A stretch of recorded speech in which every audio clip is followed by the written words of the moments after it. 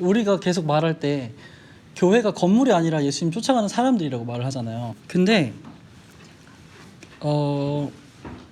이게 뭐냐는 거예요. 우리가 힐하우스로 개척이 돼서 사실 저거를 향해서 우리가 가고 있는데 되게 이게 쉬운 일이 아니구나 라는 거를 되게 많이 느껴요. 근데 불가능하지 않다 라는 것도 동시에 보게 돼요.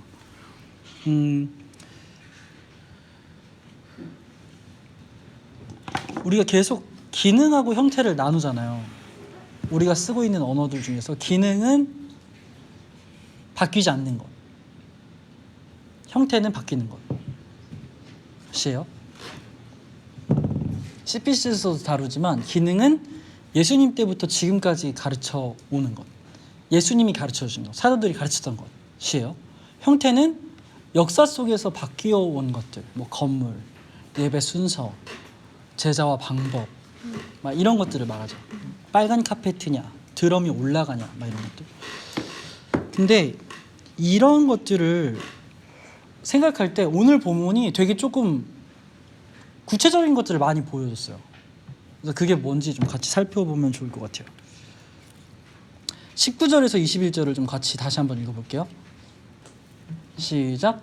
그런데 유대 사람들이 안디옥과 이고니온에서 거기로 몰려와서 군중을 설득하고 바울이 죽은 줄 알고 그를 성 밖으로 끌어냈다.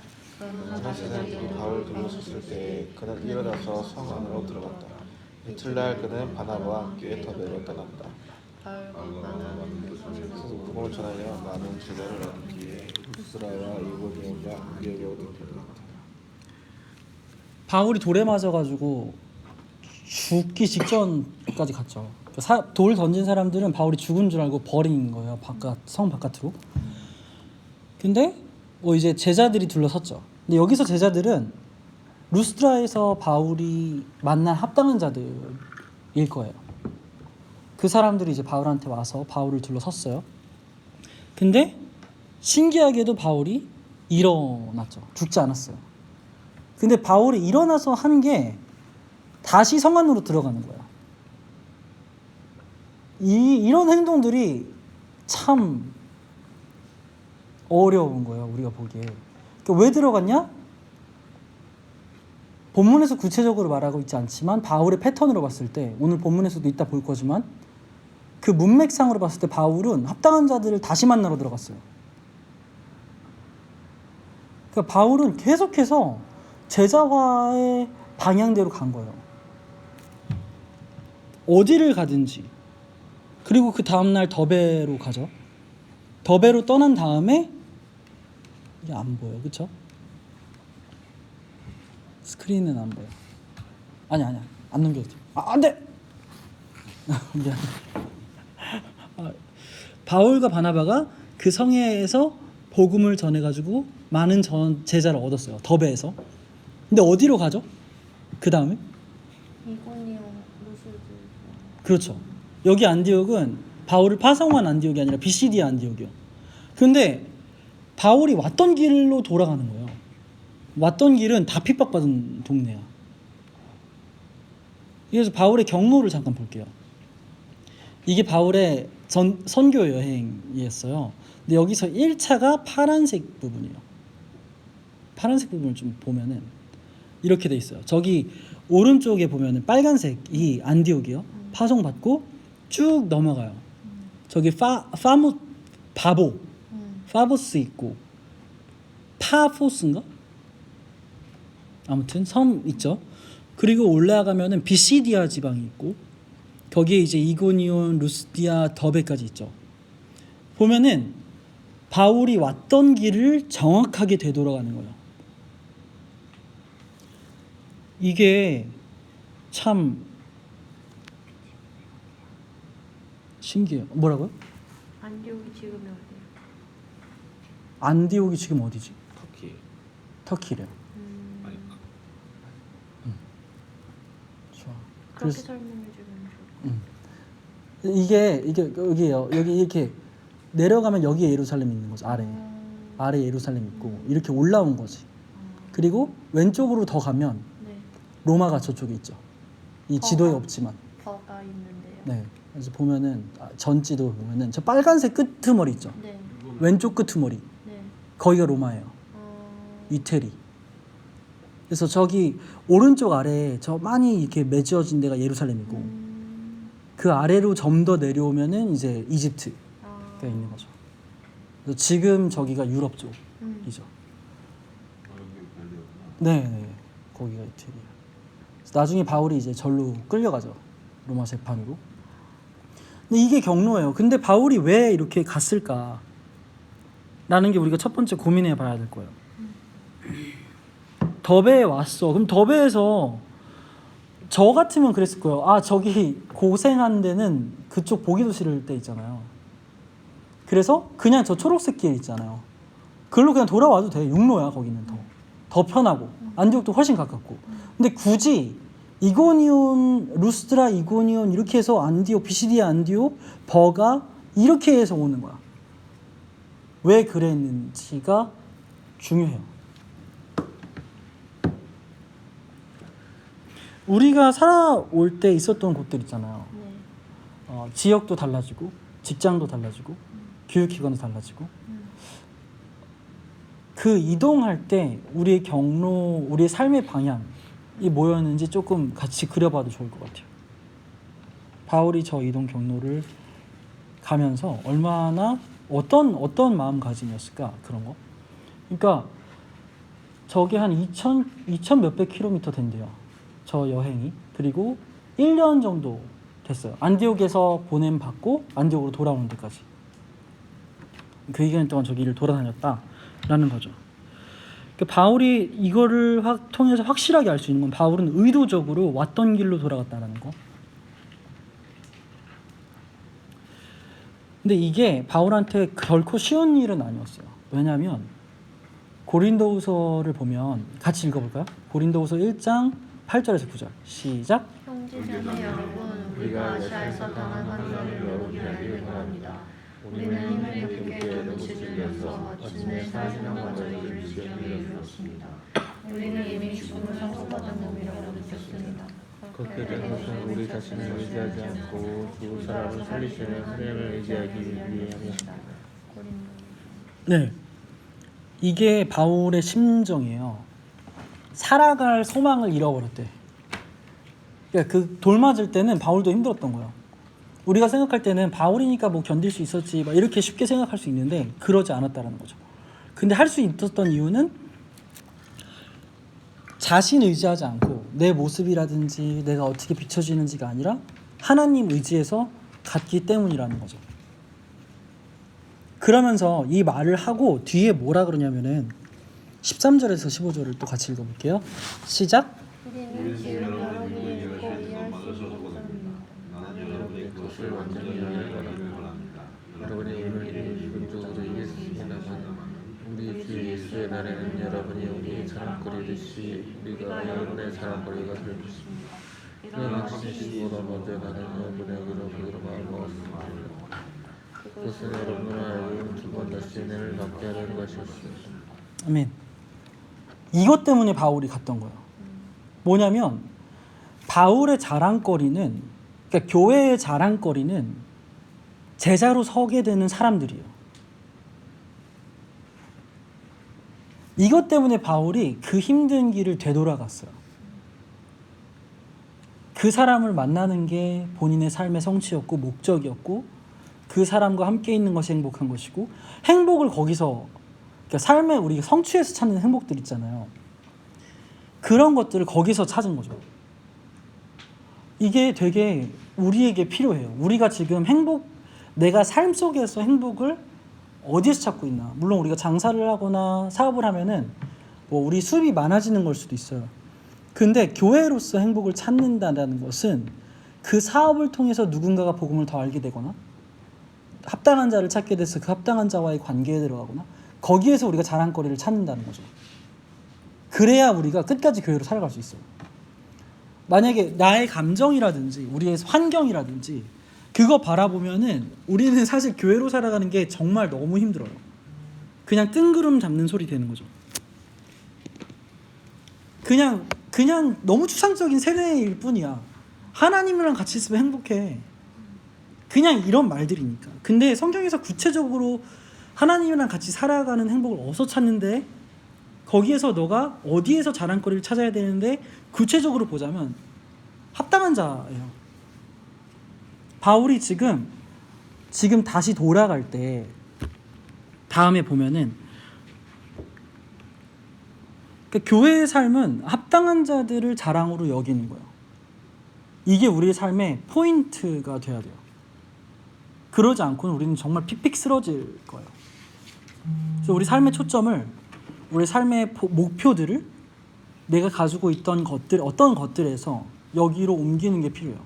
그렇다고 막 많은 사람 만나서 사형리 전하거나 몇 명을 전도했냐, 이 부분이 아니라 정말 예수님을 같이 얘기할 수 있는 사람들과의 관계, 그게 우리한테 행복이라는 거죠.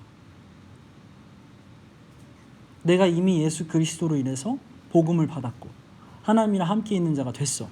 그렇기 때문에 이제 나를 아버지께 맡기고 내가 합당한 자를 찾아 나서는 거, 그 삶이 교회의 삶이라는 거예요. 그래서 내 삶에 있는 모든 소유가 거기에 초점이 맞춰지게 되겠죠. 아버지의 뜻을 위해서.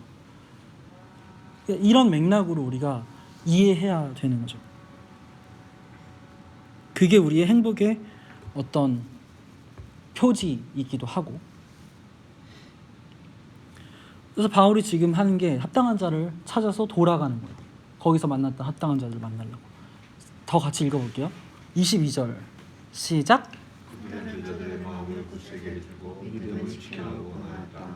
그리고 이렇게 말하였다.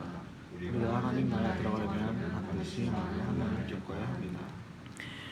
여기서 말하는 그들은 바울과 바나바고, 제자들의 마음, 제자들은 각 지역에 있는 제자들을 말해요. 그러면은 각 지역마다 제자들을 모아서 한 거예요. 문장은 한 문장이지만 더베에 갔을 때 이 일을 하고, 이고니온에 갔을 때 하고, 루스드라에 갔을 때 하고, 뭐 바보에 갔을 때 하고, 지역마다 이 일을 한 거죠. 근데 여기서 말할 때 마음을 굳세게 하는 거하고 믿음을 지키는 거라는 표현이 있잖아요. 이것을 원어로 보면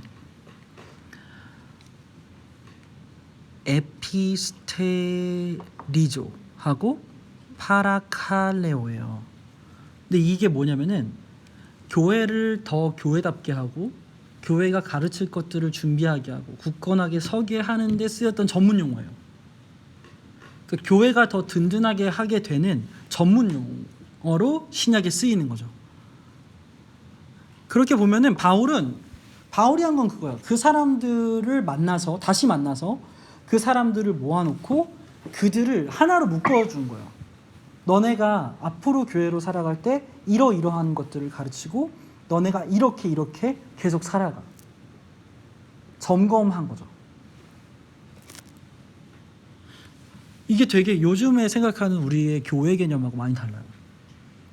우리가 생각할 때 교회는 신학대학원을 나와야 되고, 물론 맞아요.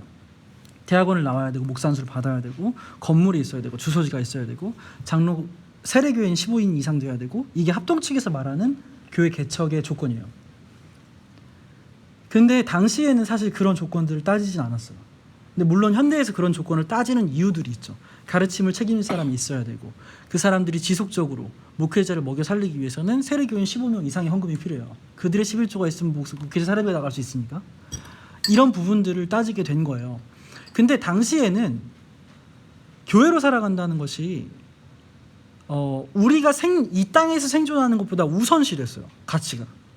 내가 교회로 생존하는 게 이 땅에서 먹고 사는 것보다 더 중요한 문제였던 거죠. 그러니까 바울이 그렇게 던졌을 때 그 사람들이 쫓아갈 수 있었던 거예요, 예수님을. 그게 아니라면 베드로나 아니면은 신약에 이제 예수님이 처음에 만난 제자들, 그물을 버려두고 따를 수 없는 거예요. 물론 우리가 직업을 다 포기해라, 그런 건 절대 아니죠. 근데 우리가 살아가는 사람들이 모였을 때 초점이 되는 거는 교회로 어떻게 살아가느냐, 어떻게 교회로 생존하느냐 문제예요. 그리고 생존할 때 동시에 생각해야 되는 것은 어떻게 이 교회가 번식시키느냐인 거죠. 그래서 로렌조 알레리라는 학자는 이 본문을 보면서 이렇게 말해요. 새로 설립된 교회들에게 간략한 복음의 교수 체계, 그러니까 복음을 가르칠 때 이렇게 해, 어떤 방법적인 것들, 그리고 두 가지의 성례, 뭐 세례와 성찬이라고 추측해요. 그리고 죽음과 부활이라는 주요 사실들의 전승, 그 사도들이 어떻게 가르쳤는지, 그리고 구약을 남겨둔 거예요. 이 사람들이 지속적으로 가르침을 이어갈 수 있도록 조치를 취해 준 거죠. 지금 22절이 말하는 것은. 그러니까 우리가 아까 우리 밥 먹을 때도 얘기했지만 힐하우스가 해체되면 어떻게 할 거예요? 라는 질문이 되게 중요해요, 사실. 근데 지금 우리가 되게 신앙생활을 쉽게 생각하게 되는 이유는 뭐냐면은, 만약에 힐하우스가 해체됐어. 그러면 우리가 첫 번째로 생각할 수 있는 거는 좋은 교회를 어떻게 찾지? 이거예요. 근데 당시에 좋은 교회가 없었어. 그 공동체가 무너지면 끝나는 거예요, 신앙생활이. 그래서 교회로 생존하는 것은 엄청나게 중요한 무게를 지니는 거였죠. 그 공동체에서 관계를 유지하는 것은 되게 중요한 일이었던 거예요. 여기서 상처받아서 나가서 다른 데 갈 데가 없어. 근데 지금 환경은 너무 옵션이 많죠. 이 교회 아니면 저기 가지 뭐. 물론 우리가 우리가 그 사람의 삶의 형태를 봤을 때 더 교회다워질 수 있으면은 다른 교회 가는 거를 적극 추천하죠. 근데 그게 아니라 여기가 싫다, 뭐 그런 의미로 교회를 돌아다니는 것은 절대 성경에서 말하는 제자의 삶이 아니야. 그래서 그거를 놓치면은 큰일 나요. 목회자도 마찬가지예요. 개척했다가 망하면은 그냥 사역지 시작하면 되지 뭐, 이렇게 생각할 수 있는데, 근데 이런 부분이 아니라는 거야. 사도행전에서 말하는 교회의 개념은 절대 그럴 수 있는 개념이 아니야. 여기서 끝나면 끝나는 거야. 그러니까 그런 각오가 있는 게 교회의 삶이라는 거죠. 그래서 교회의 삶은 교회로 생존하고 교회를 번식시켜야 돼요.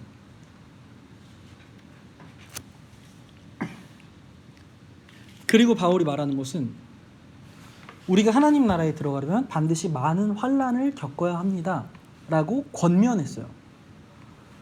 물론 우리가 당연히 알다시피 환난이 하나님 나라에 들어가는 조건은 아니에요. 만약에 마지막 날 예수님 다시 오셨는데, 예수님 만났는데, 야 너가 얼마나 환난 당했니? 이렇게 체크하지 않는다는 거죠. 근데 다만 하나님 나라를 소유한 사람은 환난을 받게 되어 있어요. 근데 여기서 환난은 내가 너무 게을러가지고 내 전공을 잘 못 살렸어. 그래서 내가 고생하면서 살아. 이런 환난을 말하지 않아요. 내가 너무 욕심이 커가지고 사기를 당했어. 그런 환난이 아니에요. 정말 진리 때문에 세상에게 이해받지 못하고 세상의 공감을 받지 못하고 그런 환난들을 말해요. 진리로 인한 것. 그래서 우리는 여기서 말하는 환난하고 고생을 구분해야 돼요.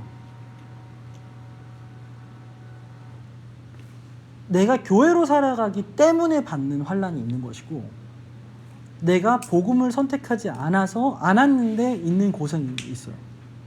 그래서 그거를 구분해야 하는데, 지금 바울이 말하는 것은, 본문이 말하는 것은 환난이 있다라는 거죠. 교회의 삶에는 반드시. 그리고 우리가 진리로 인해서 내가 교회로 살아가는 것 때문에 환난이 있다면 그게 증거예요. 그것은 사실 합당한 자를 찾기 위해서 내 것이 소비되는 것, 내 것이 아니죠. 하나님이 나한테 주신 것들이 그것으로 소비돼요. 근데 나도 그게 필요한데 그 필요를 타인을 위해 쓰기 때문에 내가 조금 덜 먹고, 그런 것도 사실 환난이 포함되겠죠. 내가 조금 더 내 체력을 소비하고, 그런 것들이 하나님이 보고 계신 것들이라는 거예요. 사람들은 알아주지 못하더라도 그게 내가 하나님과의 관계 안에서 교회로 살아가는 환난일 수 있는 거죠. 그래서 더욱이 우리는 사실 하나님께 나아가야 돼요. 내가 아무리 고생을 해도 사람들은 몰라줄 때가 대다수니까. 다음 볼게요. 교회는 환난을 겪어요. 23절을 읽어볼게요. 시작.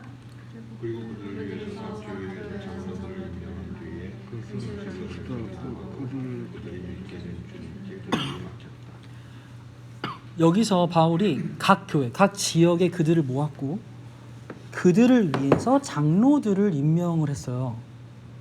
여기서 장로는 그 공동체를 감독하는 거겠죠. 사실 감독을 한다고 하면 우리가 좀 너무 좀 이렇게 추상적으로 보여져요. 근데 거기에서 중심되는 거는 그 공동체의 가르침을 책임질 수 있느냐, 그 가르침이 엇나가게 하지 않도록 감독하는 것을 말하겠죠.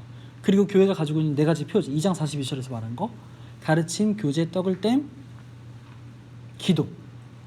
예수 그리스도의 가르침 안에서 그것들이 진행되는 것들을 감독했을 거예요. 그 사람들을 임명했어요. 근데 재밌는 것이 유능한 사람들 바깥에서 데리고 오지 않았어요. 그 지역에 모인 제자들 안에서 임명한 거죠. 그러니까 이거는 공동체가 엄청나게 진지하게 한 일이에요. 지금하고는 조금 교회 형태와는 달라요. 지금은 이제 바깥에서 TO를 내면 바깥에서 지원을 하는 형태인데 당시에는 교회 안에서 임명이 됐다라는 거죠. 물론 여기서 목회자가 아니기 때문에 그것을 한다라고 말하면 뭐 할 말은 없지만 어쨌든 교회 공동체를 책임질 사람들은 사람들이 선출했어요. 근데 여기서 임명할 때 공동체 전체가 금식하고 기도했다라는 거예요. 자기들이 경험하고 자기들이 가지고 있었던 방식을 내밀지 않고 자기 힘을 빼고 하나님만 의지해서 진행된 일이에요. 왜냐하면 이 지도자가 잘못 서면 본인이 교회로 생존하는 문제에 엄청난 문제가 생기거든. 되게 중요한 문제예요. 그래서 우리 안에서도 스텝들이 있잖아요. 이거는 사실 가벼운 문제가 아니에요. 그래서 되게 진지하게 우리가 스텝들의 역할을 지지해주고 그들을 위해서 기도하고 해야 되는 거죠.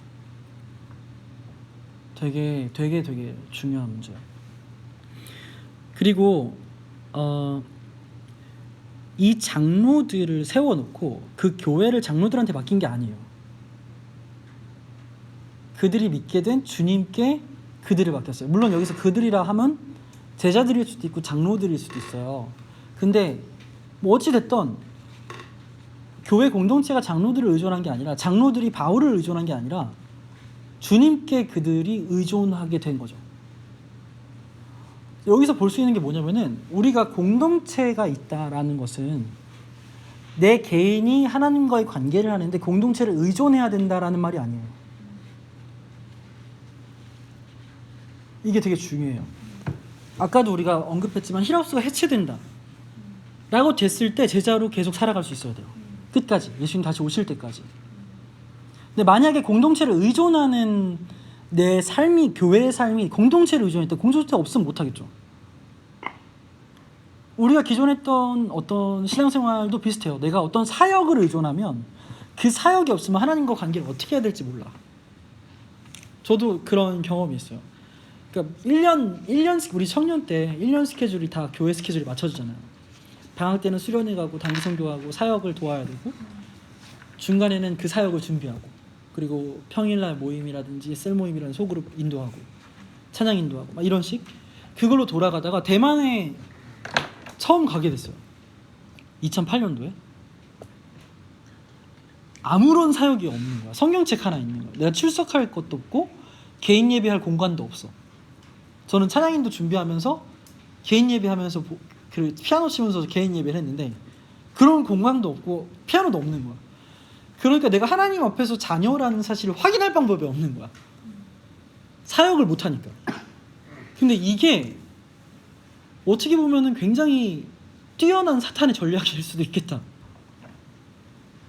하나님이랑 친해지는 게 아니라 내가 그 프로그램에 들어가 버린 거죠. 그 프로그램을 돌리지 않으면 나는 내 정체성을 찾을 수가 없는 거야. 근데 이게 사회 구조하고도 비슷해요. 내가 사회 구조에서 만들어 놓은 어떤 직장 자리들에 있지 않으면 내가 내 정체성을 찾을 수가 없는 거죠. 그래서 우리가 우리의 아예 그냥 가치관 자체를 세상에서 하나님 나라로 가져오는 작업이 교회의 삶이에요. 이게 진짜 우리의 숙제고 우리의 기도 제목인 거죠. 그래서 조직이 어떤 개인이나 어떤 목사 한 사람이라든지 아니면은 어떤 리더 한 사람을 의존해서 내 신앙생활을 하는 게 아니에요. 어떤 공동체를 의존해서도 아니에요. 예전에 이런 것들도 있었어요. 교황청이 생활이 경건하지 않았잖아요. 사람들이 보기에. 교황청이 가진 돈들은 자기들이 원하는 대로 다 쓰면서 본인들은 말씀을 가르친다고 했잖아요. 근데 거기에 대한 합리화를 어떻게 했냐면은 수도원에게 후원을 했어요. 경건하게 금욕적인 수도원들을 본인들이 돈을 후원한 거예요. 그리고 거기에서 당위성을 찾았어. 우리 생활은 그렇지 않은데 내가 수도원 후원하잖아. 이것 자체도 어떤 행위를 의존하는 거죠. 근데 그것은 그 사람들의 삶을 말해주진 않아요. 엄마가 동영상 아무튼 이게 되게 우리가 나아가야 되는 방향이에요. 그리고 이건 되게 쉽지 않아요. 그게 교회인 거죠. 그래서 교회의 삶은 교회 조직이나 개인을 의존하지 않고 주님만 의존해요. 그러면 우리 관계를 어떻게 해야 할 것이냐 라는 게 남죠. 그래서 우리가 그거를 만약에 구조라고 본다면, 우리의 관계들의 그림을 구조라고 본다면 한 사람을 중심으로 이어지지 않아요. 그리고 볼게요. 여기 그림을 보면은 지금 유명한 회사들이 다 있어요. 아마존, 구글, 페이스북, 마이크로소프트, 애플, 오라클은 뭔지 모르겠어. 그거 있어, 소프트웨어. 소프트웨어 있대요. 구조가 다 달라요. 그래서 사람들이 이걸 벤치마케팅하고 막 이걸 배우고 그러죠. 근데 사실 기존 교회 같으면은 아마존의 구조하고 비슷하죠. 담임 목사를 중심으로 장로님들이 세워지고 뭐 부교육자가 세워지고 그 아래 하위 부서들이 있고 뭐 이런 것들이 있어요. 그리고 뭐 구글 같은 경우는 그런 위치와 역할은 이렇게 상하 구조인데 상하 구조가 좀 더 엉켜 있는 그렇죠. 저 이렇게 하는 거 대결하는 건 뭐예요? 총 드리는 거? 마이크로소프트는 이제 부서들이 나눠지는데 부서들끼리 경쟁을 붙인 것 같아요. 그냥 이 그림만 봤을 때는 잘 모르지만. 그리고 애플은 코어에 다 연결돼 있는데 그 연결된 사람들끼리는 연결이 안 돼 있네요. 그렇죠? 이런 여러 가지 구조가 있어요. 근데 그럼 교회는 어떤 구조를 해야 되냐? 되게 많은 사람들이 그 고민을 하거든요. 근데 성경에서 보면은 구조는 계속 바뀌어요. 역사 속에서도 그렇고. 그래서 뭐가 더 성경적이다라고 말하기는 어려워. 사실 상하 구조가 있었을 때도 있고, 근데 그게 성경적이다라고 말할 때가 있었겠죠. 다 관점에 따라 다른데 중요한 건 이거예요. 우리가 어떤 구조를 갖는지 간에, 어떤 형태를 갖는지 간에 사실 지금 우리가 모인 사람들의 성향과 연령대에 따라서 우리가 지금 평등 구조에서 가고 있잖아요. 동등하다. 근데 여기에 오래되신 기존 교회를 많이 경험하거나 사회생활을 많이 했던 분들이 오게 되면은 평등 구조, 동등한 구조를 이해하지 못할 거예요. 그분들에게는 사실 아마존 구조가 더 맞겠죠. 그분들이 복음을 더 이해하기 위해서. 그러니까 형태는 우리가 다 취할 수 있어. 근데 중요한 건 뭐냐면은 저 선이에요. 선. 지금 여기 이 그림을 보면은 관계가, 개체들 사이의 관계가 선으로 그려져 있잖아요. 근데 그 선에 그 관계의 방향과 그 관계에서 해야 될 일들이 정해지겠죠. 사장이 바로 아래에 있는 사람들한테 관계할 때는 사장이 오도하는 거에 따라서 진행이 될 거예요. 그리고 그 아랫사람은 그 아랫사람에게 진행될 거고. 근데 교회라면은 어떤 구조를 갖던 간에 그 선 자체가 하나님이에요. 그거를 놓치면은 무너지는 거예요. 담임 목사와 나와의 관계가 담임 목사와 나와의 관계, 담임 목사의 오더로 이루어지는 관계라면 사실 그 안에서 교회를 보기는 되게 어려워요.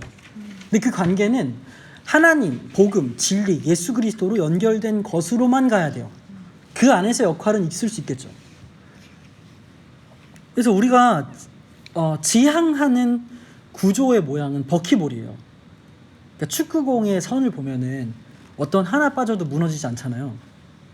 이제 그런 것 같은 구조인데 그 구조일지라도 그 모든 관계의 선은 다 복음이어야 돼요. 하나님을 한 곳에 두고서 가더라도 그것이 성경적인 교회의 구조를 갖기 어려울 수도 있어요. 이해가요? 네. 네. 그래서 어떤 형태를 취하든지 우리 저 관계가 다 복음의 끈으로 이어져 있다면 그것이 교회로서 확장될 수 있어요. 봐봐요. 예를 들어볼게요. 아마존이에요. 다 복음의 끈으로 이어져 있어. 근데 저 위에 점 하나가 없어졌다고 볼게요. 그럼 교회 2개 생기는 거예요. 뭔 말인지 알죠? 복음의 끈으로 다 연결되어 있으니까 그 복음 때문에 방향성과 내가 해야 될 삶의 성격과 그것이 다 전달되는 거죠. 지금 애플도 그래요. 애플의 코어가 빨간색으로 되어 있는데 저게 없어졌다고 볼게요. 그럼 저 모두가 다 교회가 되는 거예요. 그래서 우리의 관계가 복음으로 이어져 있는지 우리의 관계가 뭘로 이어져 있는지를 정확하게 봐야 되는 거예요. 그래야 관계할 때 내가 저 사람을 믿고 가는 게 아니라 복음 믿고 저 사람하고 관계하는 거죠. 설령 저 사람한테 내가 상처받더라도 복음 때문에 갔기 때문에 복음으로 인해서 내가 다시 설 수 있어요. 안 그러면은 그 관계는 그냥 역할이나 아니면 일이나 아니면 정이나 우리의 경험 때문에 만나게 된 그 선이라면 그 경험이나 그 정이 끊어지면 그 관계가 없어지는 거예요. 근데 교회는 그렇지가 않아요. 반드시 그것으로 가야 되는 거죠. 바울이 지금 하고 있는 작업이 그거예요. 그러니까 안디옥과 예루살렘하고 뭐 이고디오난 모르스드라 다 떨어져 있지만 바울이 그들을 교회라고 말할 수 있는 거죠. 동일하게 예수님이 가르쳐줬던 것이 가르쳐질 것이고 본인이 했던 것들이 그들에게 남을 것이고 그 맥락인 거예요. 그리고 여기서 우리가 봐야 될 게 그래서 우리 삶은 경험한 것이 아니라 진리를 전해야 돼요. 뭐냐면은 바울이 교회를 처음 경험했을 때는 예루살렘 교회에 12사도들이 있었어요. 그리고 그들의 권위가 엄청났죠. 그래서 바울이 처음에 이제 바나바가 메이크업 커버해 주잖아요. 기억나요?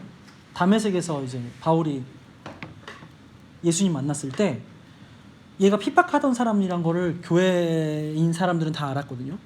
근데 얘가 갑자기 공동체에 들어오니까 다들 두려워 떠는 거죠. 그때 바나바가 바울이 얘 진짜 예수님 만났어.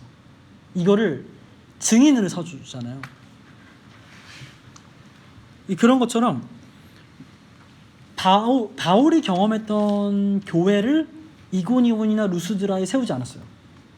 경험했던 교회를. 거기에 12사도를 세우고 거기에 권위자들을 세우고 그렇게 하지 않았다는 거죠. 그곳에 있는 사람들이 모였을 때 진행될 수 있도록 가장 코어만 전달해주고 나왔어요. 그러니까 형태들은 다 달랐겠죠. 그래서 우리가 경험한 교회들과 우리가 살아왔던 방식들도 다 다르잖아요. 그래서 우리가 이것들도 중요해요. 우리가 힐하우스를 계속 세워 나갈 때 우리이기 때문에 나오는 형태를 추구해야 된다는 거. 물론 내가 경험했던 것들을 그리고 내가 받았던 것들을 말할 수 있어요. 우린 그것을 의견으로 같이 갈 수 있어요. 하지만 정말 우리이기 때문에 가야 될 것이 무엇인지 같이 얘기할 수 있어야 돼요. 그리고 그것은 굉장히 중요한 선택이 되겠죠. 그래서 그럴 때마다 우리가 좀 진지하게 일주일 아니면은 기간을 두고 같이 기도하면서 그 선택을 준비할 수 있으면 좋을 것 같아요.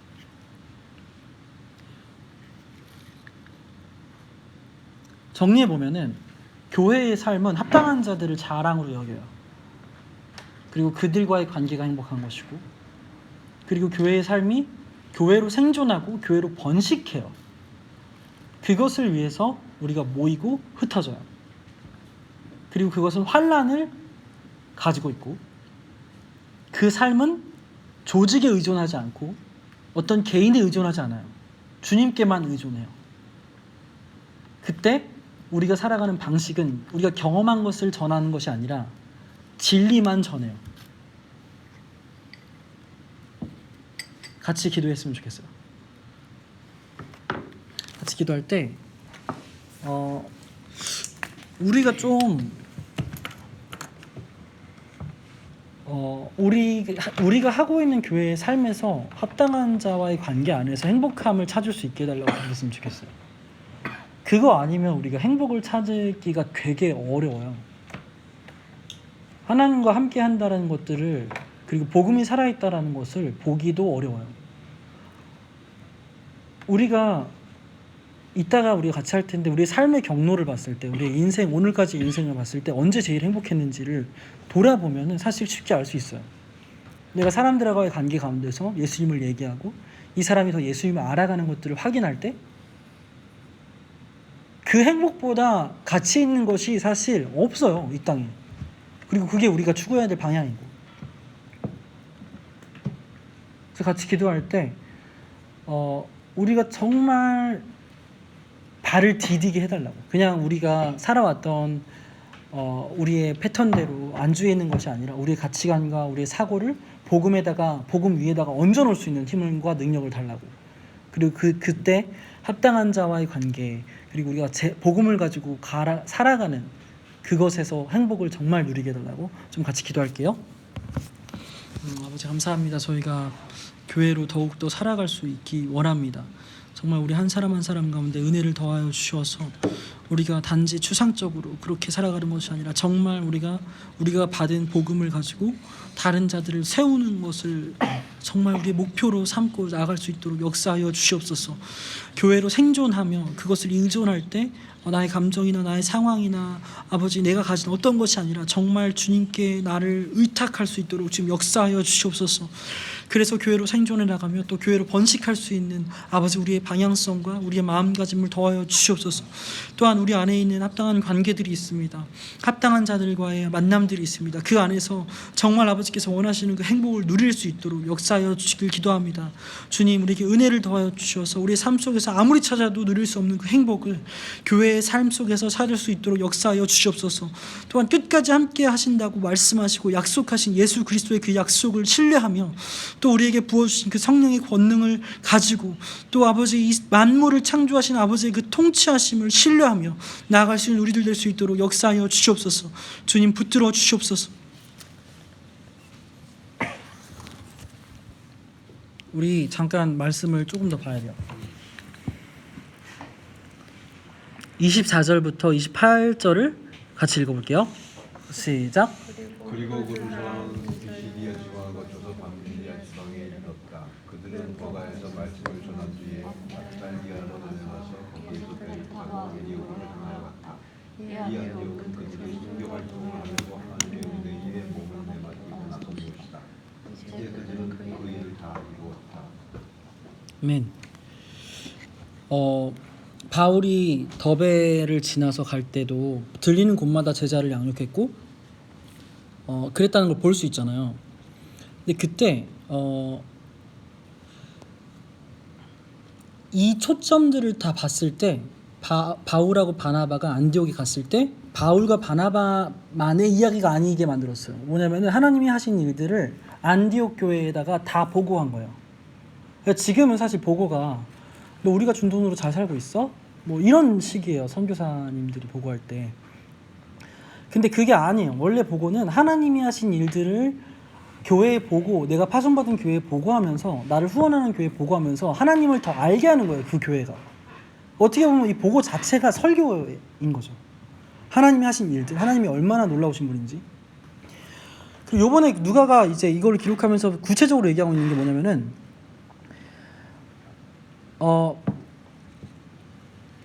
26절까지밖에 안 읽었네요. 7절하고 8절 던 거에 대해. 시작. 그곳에 이르러서 그들은 교회에 자기들과 함께 하신 모든 일과 하나님께서 이방 사람들에게 믿음의 문을 열어주셨을 보고하였다. 그들은 기자들과 오랫동안 지냈다. 그래 이거예요. 다 보고한 거예요. 근데 여기서 누가가 구체적으로 말하는 게 하나님께서 이방 사람들에게 믿음의 문을 열어주신 것을 보고했대요. 사실 이 말이 그 윗줄 보면은 하나님께서 행하신 모든 일에 포함되는 일이거든요. 근데 굳이 이거를 또 적은 거예요. 그러니까 그 당시 안디옥 교회가 바울과 바나바의 보고 없이는 저걸 받아들이기가 너무 어려운 거였어요. 지난주에 나눴듯이 이방 땅이란 거는 이 유대인의 사고에서 봤을 때 부정한 곳이에요. 근데 우리가 보기에는 부정한 곳이라고 그러면 아 그냥 가면 안 되는 곳 이렇게 생각하지만 부정한 곳이란 건 뭐냐면 거기서 하나님을 예배할 수 없어요. 거긴 성전도 없고 제사할 수 있는 방법도 없어요. 그냥 계속 부정해질 수 있는 거예요. 그냥 정결해질 수 있는 방법이 없는 거예요. 대제사장도 없고. 근데 거기에 하나님 나라가 임했다라고 말하는 것은 완전히 가치관이 달라지는 문제였어요. 근데 바울과 바나바가 하나님께서 하신 그 일을 안디옥 교회에게 알려주는 거예요. 그래서 하나님의 복음이 열방 가운데 뻗어나가는 것, 그리고 이제 제의적 안에서 한정받지 않는다. 성전 안에 갇혀있지 않다. 하나님이 하실 일들을 성령으로 계속 이방인 가운데서 하신다. 이 보고를 통해서 안디옥 교회는 복음을 더 깊이 있게 알게 됐겠죠. 보고는 그런 방식이에요. 그래서 오늘 우리가 나누었으면 좋겠는 건 뭐냐면은 우리 삶의 경로들이 있잖아요. 그거를 나누는 거예요. 우리 삶에 하나님께서 하신 일들을 나누는 거예요. 예를 들자면 이런 거죠. 제 경로를 적어봤어요. 되게 유초등부 하듯이 해봤는데 뭐냐면은 안디옥에서 출발을 했잖아요. 저는 뭐 어렸을 때 태국에 미취학에 있을 때 태국에 있었어요. 하나님께서 거기에 제가 있게 하셔서 되게 외모도 타국인처럼 바꾸셨는지 모르겠지만 거기서 있었고, 그리고 이제 초등학교 3학년 전까지는 이제 유치원 다녔죠. 서초동에서. 그러다가 3학년 때 이사를 왔어요. 홍은동으로. 하나님께서 이렇게 있게 하시면서 사실 제가 돌아보니까 저도 친구가 없었더라고요. 태국에서도 사실 친구가 없었고, 서초동에 잠깐 친구 만나면 이사 가서 친구 없었고, 그리고 초등학교 때 잠깐 만났지만 친구라는 것들을 그냥 같이 그냥 재밌게 노는 정도? 그러다가 중고등학교로 넘어가잖아요. 저 파란선을 중심으로 했어요. 중고등학교 가서도 친구가 없었어요. 왜냐면 나 병원에 있었거든. 그러니까 하나님께서 이렇게 하면서 저를 좀 이렇게 준비하셨던 것 같아요. 그러면서 병원에서 하나님한테만 집중하고 하나님만 의존하는 것들을 가르쳐 주셨어요. 그러니까 우리가 나눌 때 다 하나님을 주어로 쓸게요. 의도적으로. 그리고 이제 대학교 들어갔는데 대학교도 제가 원하는 데를 들어가지 않게 하셨어요. 그래서 총신도 넣고 다 넣었는데 다 떨어지고 가게 됐죠. 근데 갔는데 공부 안 했어요. 찬양단 다녔죠. 사실 대학교 다닌 게 아니라 찬양 다녔어요. 근데 그때 남은 게 친구들이에요. 정말 예수님 때문에 만난 친구들이 뭔지를 그때 처음으로 조금 알게 시작했던 거죠. 동역이 뭔지 뭐 그런 것들. 물론 교회 생활도 있었죠. 신용한 교회 생활도. 그러면서 저를 대만으로 보내셨어요. 대만에 가서는 아까 말한 것처럼 사역 중심의 신앙생활에서 하나님과 관계가 사역에 있을 때만 하나님 관계가 형성되는 거였어. 벗어나서 하나님이랑 진짜 관계하는 게 뭔지 다시 시작하게 됐어요. 물론 무교실에 있을 때도 그런 것들을 간접적으로 경험하긴 했는데 이제 또 하나님이 더 구체적으로 알려주시더라고요. 철저하게 또 친구 한 명도 없고 대만에는. 그러면서 이제 또 한국으로 돌아와서 총신대학원 가고 막 이런 삶을 살게 됐죠. 그리고 웨이처치 한남동에 있다가 힐하우스로 오게 되고 이러면서 하나님께서 가르쳐 주신 것들이 있어요. 그래서 지금 제가 종이를 나눠드릴게요. 이걸 적고 나누는 거예요. 지금 이거 적는 시간을 드릴게요. 3분 드릴게요. 5분? 5분 드릴게요.